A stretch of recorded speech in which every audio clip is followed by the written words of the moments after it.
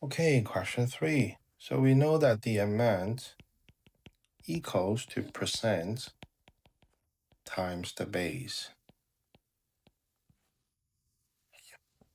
You also know that it will be is the amount. Percent is quite straightforward. You just look for the percentage sign, and this will be of the base, right?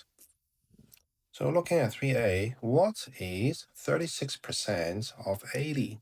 So what is the amount? So that's x equals to the percent is 36% of means is of the base. So we are going to times the base, right? Amount equals to percent times base. So times 80. Now we have to change the percentage back into decimal or fraction before we can multiply them. So this would be the final answer. So remember to convert the percent into decimal or fraction.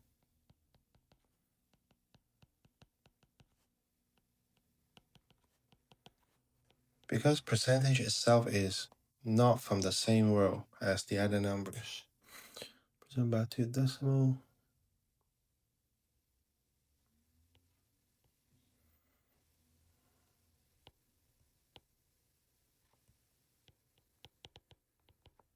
Or fractions before we multiply. Okay, so that's the answer for 3A. 3B. 120% of 65 is what number? So the amount is still x because it is what?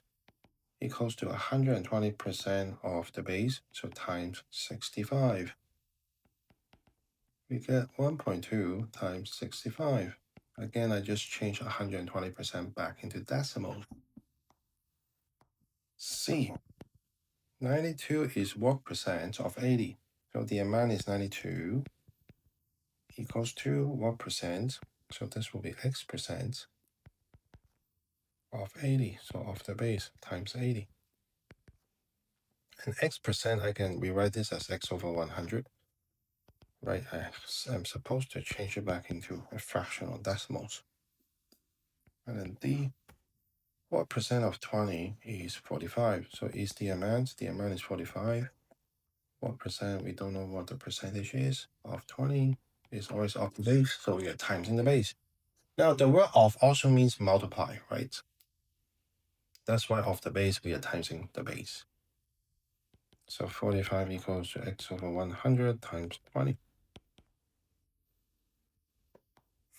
E. 18 is the amount, equals to 30% of means 2 times what number? That's x, that's the base. So 18 equals to 0.3 times x. F, 45% of what is 30 is the amount, so 30 is the amount, equals to percent times the base.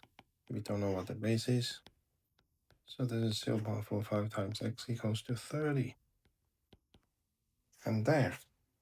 That's all the questions for question 3. I'll see you in question 4.